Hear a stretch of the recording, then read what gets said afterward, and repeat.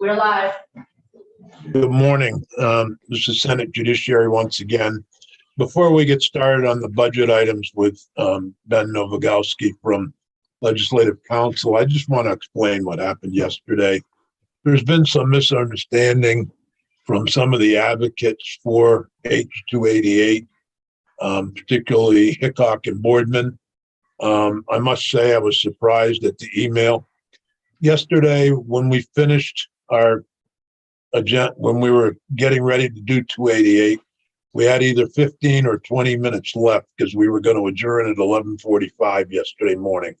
So I made the decision to cancel 288 for yesterday, knowing full well that we had plenty of time for it next week. And I'm fully committed to doing my best, and I'm sure the committee is, to do good work on that bill and get it out of committee the first week of May, if not before. So there is no intent to stall, as Mr.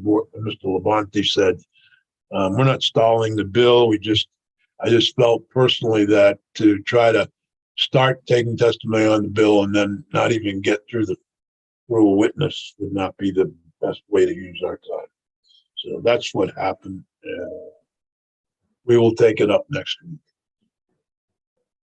So with that, I'll turn it over to Ben for, we've got section F8, page 231 of the budget. It's the Department of Corrections Peer Support Program, confidentiality. Yes, thank you, Senator Sears. Ben Novogowski for the Office of Legislative Counsel. There's also, I believe, section F7, which is Right.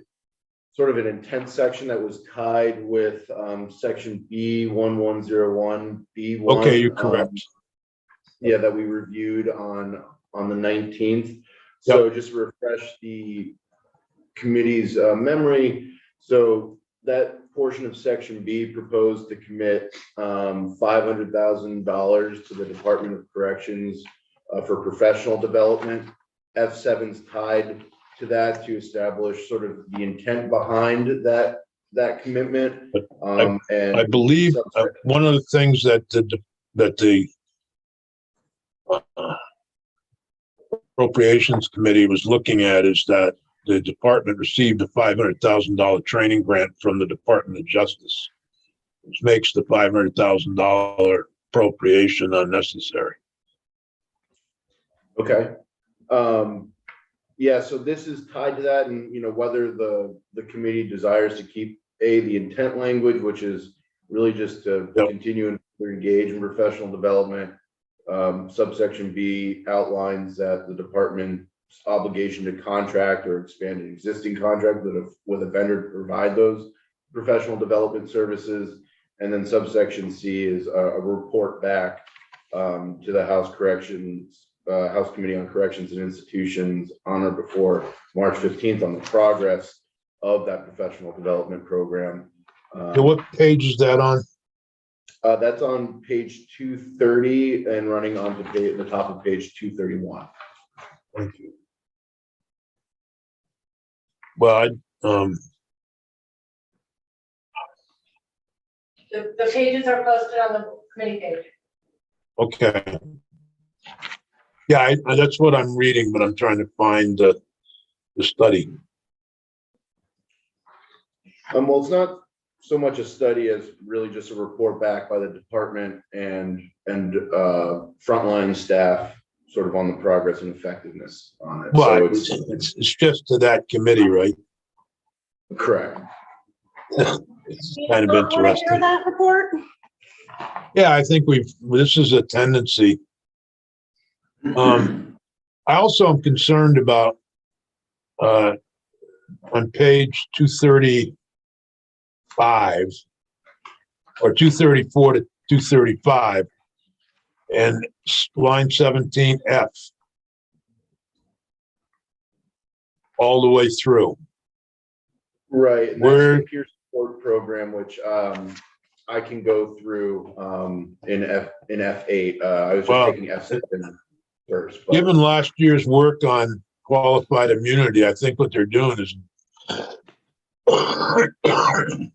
I read it as similar to qualified immunity. Well, if we want to move on to that provision, I think that is so, to make sure that the department itself isn't immune. It wouldn't necessarily translate to the individuals within the department. And then also there is a good faith immunity for the peer support specialists, with the exceptions for gross negligence, reckless conduct, and intentional conduct. So it does have confer an immunity, but it's statutory immunity rather than the qualified immunity. What's the difference?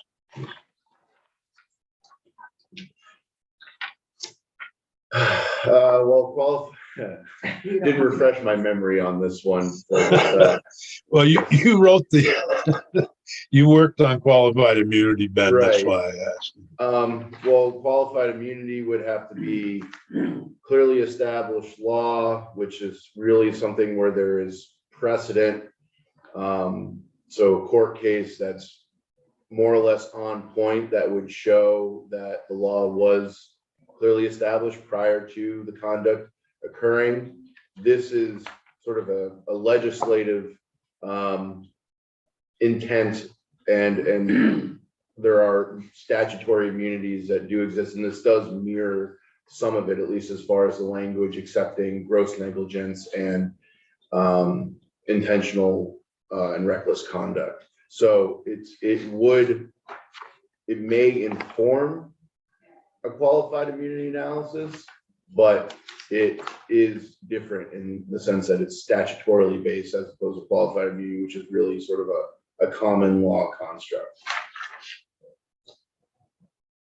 Well, my recommendation would be we remove all of these sections, both sections. Do you want me to review F8 in full? F8, Yes. if you'd like, sure. But I don't think they have the,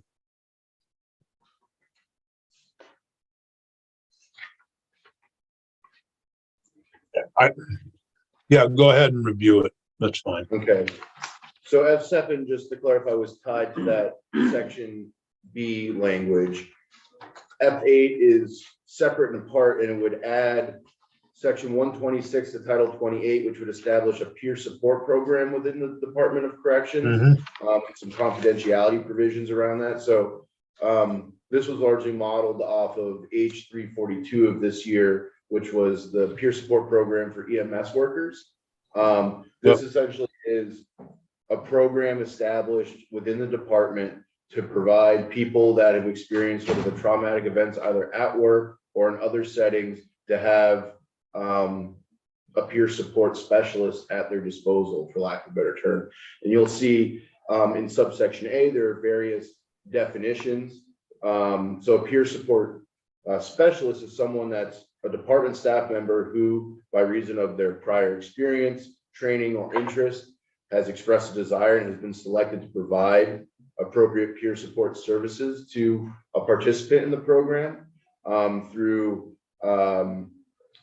various peer support sessions between a staff member who's been involved in that traumatic incident by reason of their employment at the department or other related personal matters. So it's really truly an established program within the department to provide those support services. If you go on to 232, subsection B establishes confidentiality of peer support sessions. So any oral or written information conveyed during a session shall not be disclosed by any individual participating in a session. Subdivision 2 it essentially explains, with the exception outlined in D, that all communications are confidential between peer support specialists, between specialists and participants, and between participants themselves and any other staff members within DOC. Subdivision 3 explains that any written communications described in the subsections, such as notes, records, or any other reports, are exempt from the Public Records Act. Subsection C explains that communications and documents are not admissible in any judicial, administrative, or arbitration proceedings, including pursuant to discovery obligations. But it does not include knowledge that's acquired outside of those peer review sessions that would be otherwise subject to discovery or other evidentiary rules. Subsection D1 are those exceptions, or explains that the confidentiality protections of subsections B and C shall only apply to the peer support session that's conducted by someone that meets two requirements. They've been designated by the department as a specialist, and they've completed training to provide that peer support and emotional and moral support to the department staff members. Subdivision 2 establishes exceptions to the confidentiality. That would include threats of suicide or homicide. So those would be things that could be disclosed. Any reports of child or vulnerable adult abuse that would be required to be reported by law. Any admission of criminal conduct or plan to commit a crime.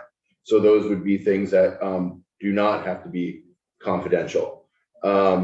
Subsection E is really made to emphasize the free flow of communications, that it doesn't prohibit any communications between specialists about a peer support session or between specialists and participants. And then subsection F is what you referred to before, Senator Sears, or subdivision 1 explains that the department shall not be liable for any disclosure made that's in violation of these provisions. And then 2 is that a peer support specialist who in good faith provides those services to a participant shall be immune, with the exception, immune from criminal or civil liability for any injury to a participant unless their conduct constitutes gross negligence, recklessness, or intentional misconduct. Lots. Senator North. Thank you. Just a couple of quick questions. One, the peer support specialist, I see the department are these licensed individuals? No. They're not licensed individuals. So They're department staff members. So they're not, well, is corrections mandated reporters? When we start talking about suicide, homicide, or information to child abuse and so forth, are they mandated reporters? I can't recall off the top of my head right now. I want to say they are, Yeah. but I don't know right now. I mean, if asked the question, it appears as though they have to respond to it, but the question is not asked as far as the cell phone shows. Are they mandated reporters is my concern. Well, if they are, they would have to report it, and Right. they're exempted from this. Yeah, so child abuse is exempted from if they get information of child abuse or child sex. It's automatically exempted. Yeah, I just was wondering if they were mandated reporters, not a huge concern. Some of them could be. I don't know who they'd be. Is the aim to UC is HS, right? Yes. So it says employee, contractor, and grantee of the Agency of Human Services. So yes, they are mandated reporters. Thanks, Senator. but the intent is to contract with some outside group. It's not to have peer support. To me, usually means that I'm talking to a peer, senator to senator, or in the case of a corrections officer to corrections officer. Yeah, I don't understand how this is peer support. Well, Senator Sears, the peer support program is different than that professional development one. It would, the intent behind this is that it would be officer to officer. Yeah. So it wouldn't be contracted out. Is that I'm gonna why are they if it's officer to officer, you have a peer support program within corrections for inmates, and it's been pretty effective actually. As far as I can tell from talking with inmates. So I thought they were just creating a peer support program within for the guards or corrections officers. And so I'm a little confused. Well, that's what this is intending to do. I'm sorry if, Why do they need an outside vendor? there is no outside vendor for this portion. That was for F7, which was the professional development. Oh, didn't we take that out? We did. That Okay. was something that on the 19th, the committee decided to remove. Right, so we don't need section F7 on page 230. It should take that whole section out. Correct? Correct.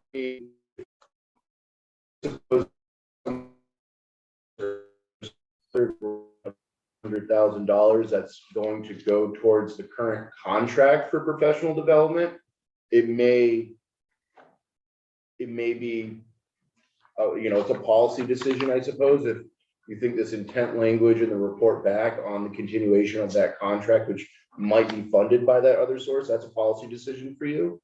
Okay. Unless that $500,000 grant is somehow going to go to something different. Well, my suggestion is, at the very least, take out C. The House Committee on Institutions can hold any testimony it so chooses, and I'm sure the vendor and the department would come to any meeting that they ask for.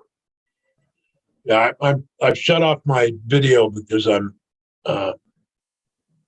sorry. I shut off the video because I was unstable. The internet is unstable. Excuse me. It's not you that's unstable. That didn't come out right. But at any rate, I think C is unnecessary because any committee can call any vendor or department in front of it. I haven't seen instances where they don't comply. I had one case years ago where a vendor for raising money for sheriffs refused to come to a committee meeting, and I sought subpoena power, and they came before we needed the subpoena. I don't think there's a necessary problem with getting a vendor to testify in front of the Institutions Committee in the House. Okay. So we can remove subsection C from F7. Yeah. And what about subsection F on page 230 of, F, what I call qualified immunity. Should we leave that in or take it out? Page one? Be on 234, starting on line 17.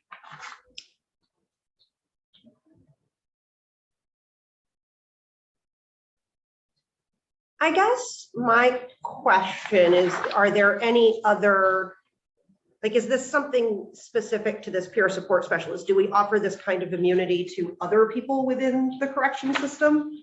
Not necessarily. I'm not sure about other people within the correction system, but this language is used in other portions of the statute. So for instance, this was drawn from H 342 of this year. It's not current law, but it was, has similar protections for EMS workers and within their peer support. Okay. But I find it, I haven't seen it before. Yeah, I guess I'm just a little curious as to why they feel that this is necessary. Yeah, I was curious about that too. They're in a I think that's they're in a correctional facility, right? I mean, well, it doesn't necessarily outline where these peer support sessions occur, just who they occur between and within the program itself.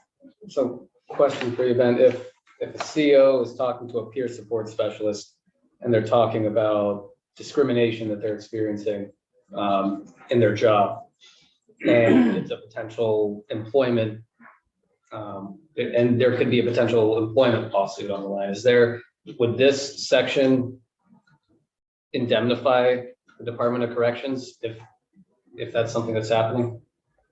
Well, so if they're both participants in the program. Yeah.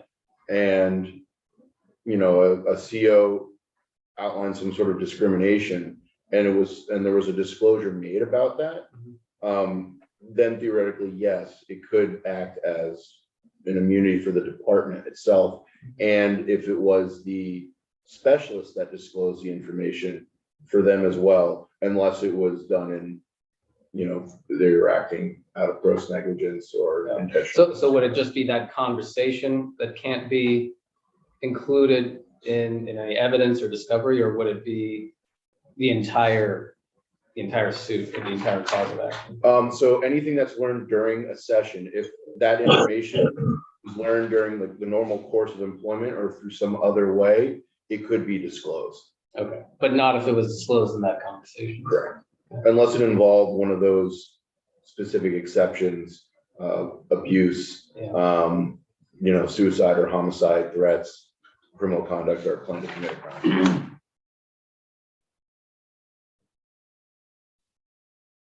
Yeah, I don't know, I don't feel, there's something about that section I don't feel great about. We hear from, I don't know who it would be it be DOC as to why they think this is necessary? I don't feel great about it either, but I do want to hear Yeah, their Well- thoughts. If we take it out, we'll hear their thoughts. So I would suggest we take it out. And my understanding is that Senate Appropriations is voting on all of this. Yeah, we'll be voting on this afternoon, and so if the Senate takes it out and the House, you know, they definitely will have a conference committee on the budget and gives an opportunity for further discussion. Okay. Right, so Can you give me an example of where a peer support specialist who good faith provides appropriate blah, blah, blah, of the peer support shall be immune from criminal civil liability for any injury to the participant unless, when would that occur? that's a good question. They fall out of his chair or something? When does No, Close the injury, so discussion. if they were to disclose information learned, let's say this discrimination hypothetical, right? If they learn that information during the session and then they disclose it because they're like, well, this guy, you know, there's some malice there against this person that can, for lack of a term, confesses information to the specialist, right? Then they were then fired because of it. That could be injury to the participant, and maybe the person that learned the information and disclosed it wanted that person fired. That could be potentially, you know, intentional misconduct. Okay, well, I'll agree with taking it out in hopes that DOC can come in and tell us why it should be in. Because I haven't heard their side of the story as of yet. I'd like to hear that. So. that sounds good. So remove subsection F. Well, Yep. Senator Sears has proposed that, and I'll go along with it, and hopefully DOC will pick up. It's the on it. general sense of the committee to take out those two sections of both and excuse me, actually, it turns out taking out the section F7 and this section F7C and the preceding section of the bill and subsection F in this bill, starting on line 17, or this proposed amendment. So what are we removing? So it would be on page 230, Yeah. subsection C. So that's lines 18, then running on to 231 to line 2. Okay, yeah. And then on page 234, subsection F, starting on line 17 and running on to the next page to line 3. 234. Bear with me. Sure. So right here. So C, Yep. 18 through 20, And then on 234, then 1 through 2 on lines 231. 234 is so line 17. so 17. Subsection F there. Yep. And then running on to the next page, line 3. that to be struck. And like I say, hopefully DOC will Let us know. let us know as to why. Senator Sears, would you like me to update that memo from a couple days ago with these additions? Yeah, please. Okay.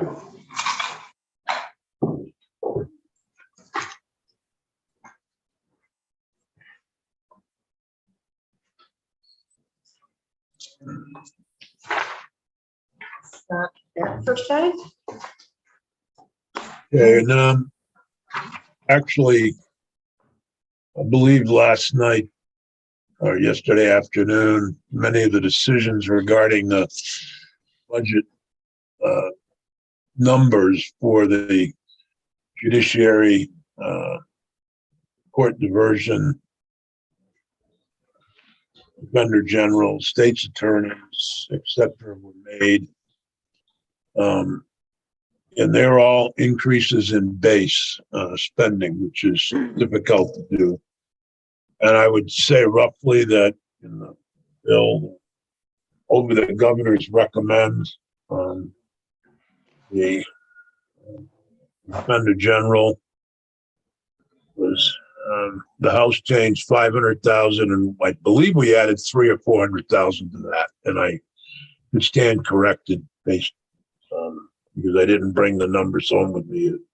My fault. Well, excuse me. Yeah, we agreed with the House. It's actually 600,000. We did assign council 100,000 that the House did. 500,000 they did in the general expense category, and 300,000 in the area where the Supreme Court. And Matt, you can help me with what exactly that's called, but we doubled the rate for attorneys. Ad hoc. And $50 an ad hoc. Thank you. And that cost about 300,000. For the judiciary, we added over what the House did, which was the House added a judge and a law clerk. We added 5 judicial assistants, and those 5 judicial assistants would equal the number of judicial assistants who are currently working on expungement, and it should help with the backlog too, with those 5 new positions. The judiciary had asked for about 11. The state's attorneys had asked for 2,046,000, and we provided an increase of about 900,000. The network still has some other requests, but basically we're helping them with their $500,000 increase request. And network request through the victims Center for Crime Victim Services grant. That's an update on the criminal justice areas. The Attorney General was in pretty good shape from the governors.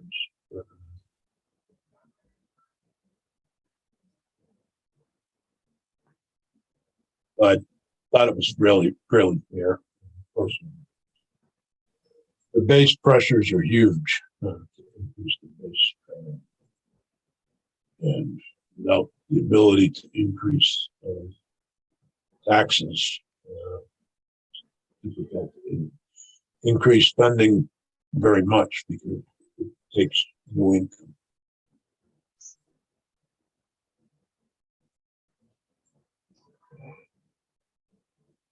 So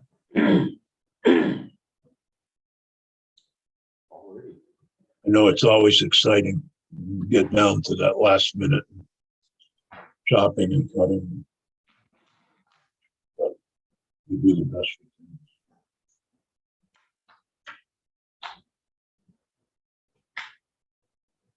can. So Ben, if you can prepare that, and guess we're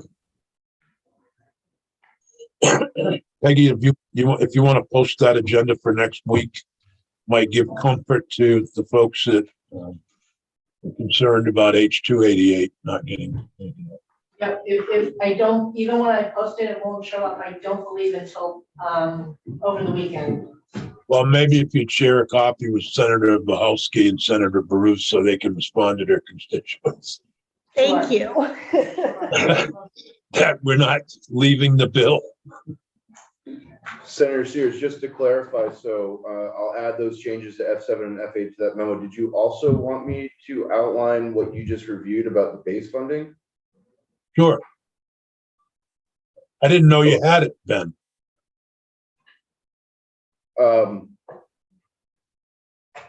Yeah, I'll have to do a deeper dive into that because I think a lot of that is